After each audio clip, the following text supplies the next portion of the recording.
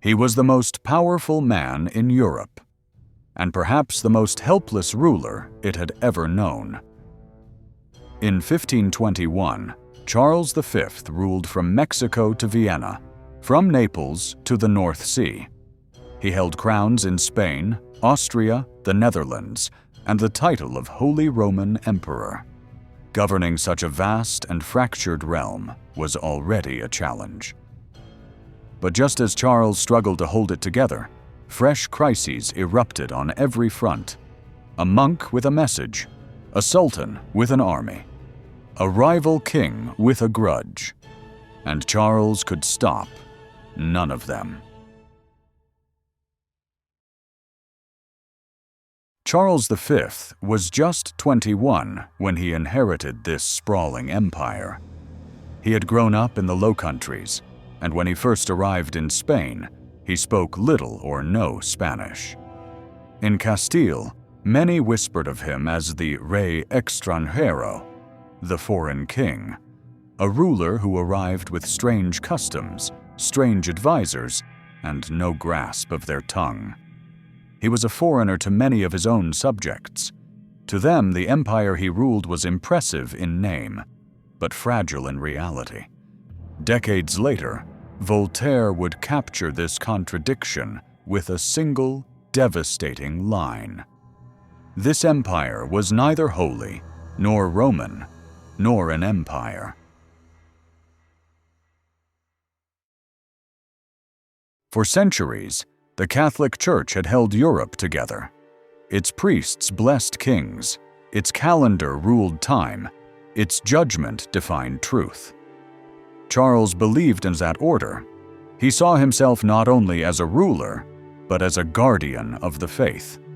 But in 1517, a monk named Martin Luther had begun to crack that unity. He published his 95 Theses, attacking the Church's sale of indulgences and calling for a return to biblical authority over papal power. His words spread quickly, aided by the printing press, and they ignited a fire the Church could not contain. By 1521, his ideas were no longer whispers in university halls. They were fire on the wind. At the Diet of Worms, an imperial council convened by Charles himself, he tried to silence the rebellion. He summoned Luther to recant, but the monk stood firm. "Here I stand. I can do no other." Charles declared him a heretic, but he couldn't touch him. Luther was protected by Frederick III, Elector of Saxony, who saw in his message a chance to assert regional independence. The heresy spread, not just as a spiritual revolt, but as a political realignment. And so, in the heart of the Holy Roman Empire, the holy began to crumble. Soon, entire regions began to adopt Protestantism as a means of asserting autonomy. The spiritual rebellion became a legal one, with princes demanding the right to determine their territory's faith. For Charles, every new convert was a fracture in the body of Christendom, and every fracture weakened the throne he sat upon.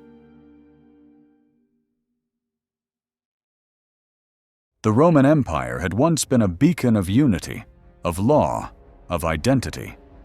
Charles bore its name, but not its reality.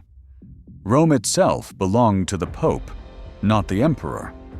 Italy was divided among warring city-states and foreign ambitions, and Charles's power lay far from the Tiber.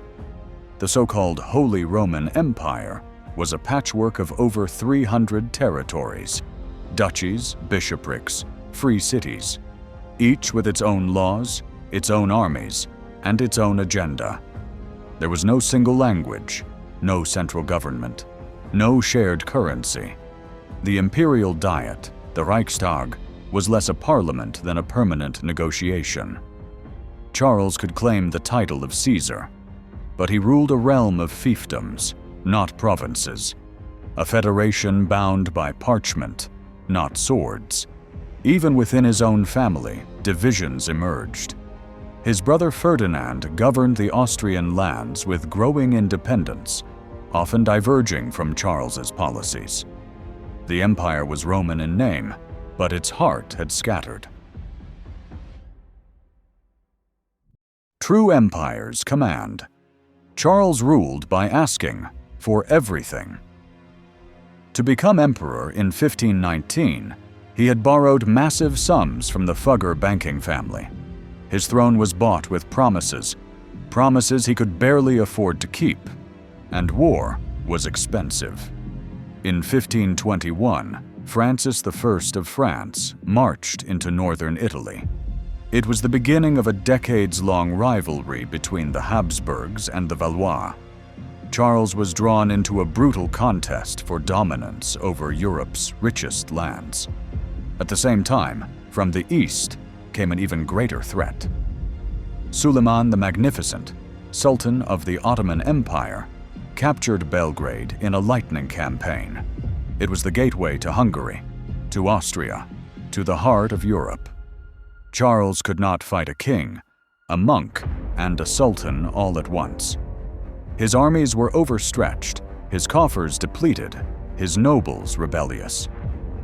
To fund his campaigns, Charles leaned increasingly on gold and silver from the New World. But transatlantic wealth came slowly, and inflation rose faster than ships could sail. For all his vast resources, he remained at the mercy of lenders and logistics. He wore the crown of an emperor, but no empire truly obeyed him.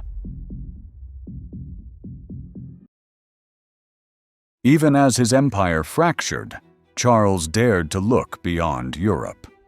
In 1519, he approved and funded Ferdinand Magellan's audacious voyage, not to circle the globe, but to find a westward route to the Spice Islands.